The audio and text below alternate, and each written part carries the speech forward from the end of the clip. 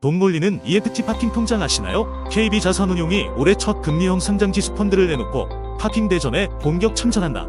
최근 증시가 연일 하락세를 보이면서 안정적인 수익을 낼 수 있는 파킹형 ETF로 자금이 몰리는 가운데 운용사 간 경쟁도 한층 격화될 전망이다. 18일 금융투자업계에 따르면 KB자산운용이 국내 최대 민간 지수회사인 FN가이드에 의뢰해 개발한 FN가이드 CD금리 투자 지수가 지난 8일 공표됐다. KB자산운용은 이 지수를 기초로 한금리형 ETF 출시를 준비 중이다. KB자산운용은 지난해 만기 3개월 이내 단기 채권에 투자하는 KB스타 머니마켓 액티브 ETF를 선보인 바 있다. 이른바 파킹 통장형 ETF로 불리는 금리형 ETF는 고금리 환경이었던 지난해부터 각광받고 있다.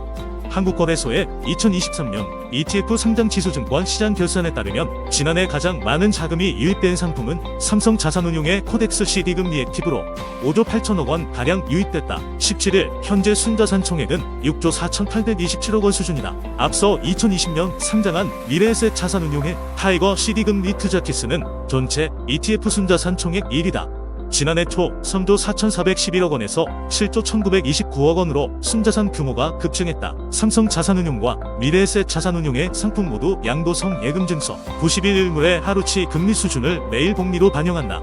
하루만 투자해도 수익이 나고 만기가 정해져 있지 않다는 점에서 파킹 통장과 유사하다. 지난해 5월과 11월 키움투자자산운용, NH아문디자산운용도 각각 금리형 ETF를 상장해 후발 상품으로도 자금이 몰리고 있다. 현재 91일 만기 CD금리는 연 3.72%다.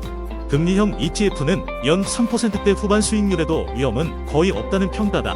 금리 변동에 따라 자본 차익이 발생하는 채권과 달리 CD금리에 따른 이자, 수익만 수치해서다. 정균 삼성증권연구원은 기준금리가 여전히 높은 상황인 만큼 중앙은행의 금리 인하 시행 전까지는 초단 기물에 투자해 고금리를 향유할 수 있다며 CD 등을 기초자산으로 하는 ETF를 활용할 수 있는 시기라고 말했다. 반등 계기를 찾지 못하고 있는 국내 증시의 실적 악재가 겹칠 것으로 우려된다.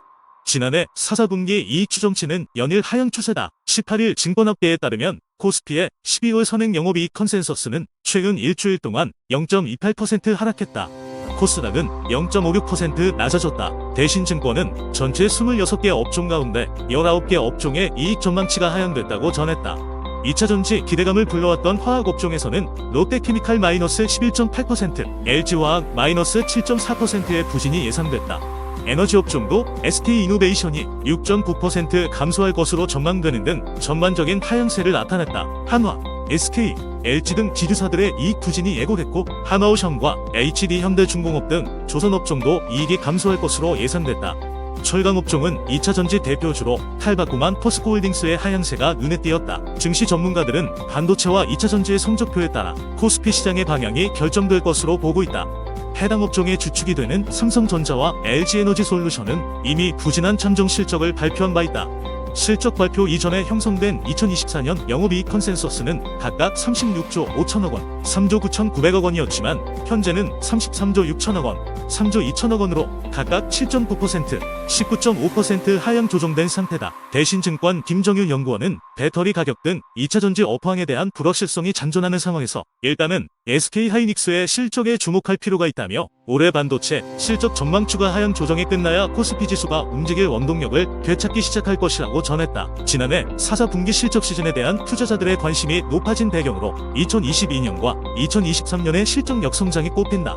2년 연속 두 자릿수 역성장을 기록한 탓에 이번에는 회복이 기대됐었다. 키움증권 최재원 연구원은 시장의 기대를 밑도는 모습이 이어진다면 기대하고 있는 실적 전망은 눈높이가 조정될 가능성이 높다면서도 올해 코스피 영업이익은 전년 대비 51.0% 성장할 것으로 예측되고 내년에도 두 자릿수 성장세를 지속할 것이라고 진단했다. 모건 스탠리 캐피털 인터내셔널 지수 기준 주요 국가별 주당 순이익의 성장률 전망치를 보면 올해 한국의 주당 순이익 성장률은 64.4%에 이를 전망이다. 신흥국 내에서도 가장 높다. 이 같은 상황에서 실적 하향 종목의 수가 늘어난 것이 실적 희소성을 반영하기 좋은 환경이라는 투자 아이디어가 나온다.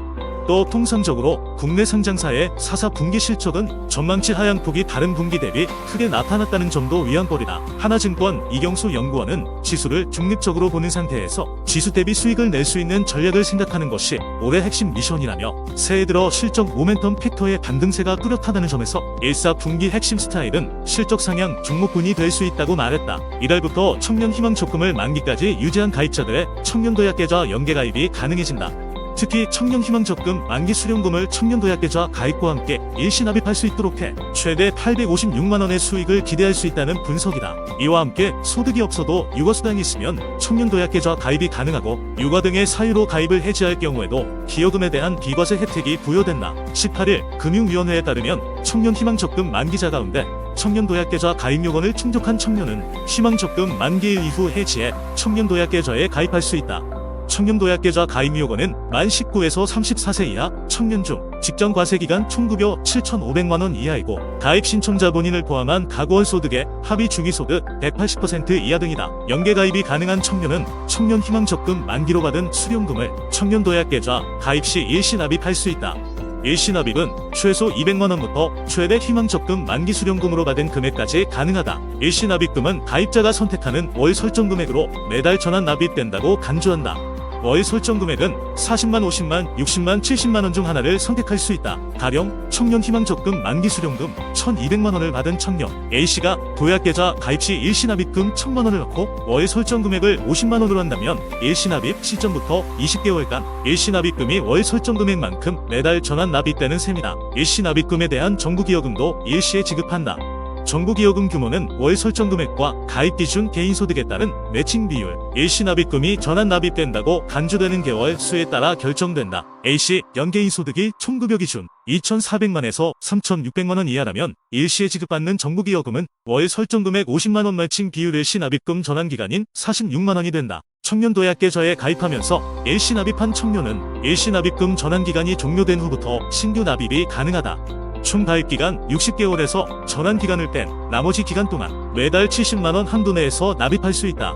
신규 납입 시 정부기여금은 매달 본인이 납입한 금액과 납입일 기준 가장 최근의 유지심사 결과 가입일부터 1년 단위로 개인소득 수준 확인해 매칭 비율 조정에 따라 매칭 비율이 결정되고 매달 가입자 계좌로 지급된다. 청년도약계좌 일시 납입 시 만기에 얻을 수 있는 수익은 최대 약 856만원으로 일반 적금 상품 기대수익인 약 320만원 대비 2.67배 수준이라는 게 금융위 분석이다. 금융위는 희망적금 만기자가 만기해지 후 바로 도약계좌를 개설할 수 있도록 오는 25일부터 연계가입 관련 일정을 운영한다.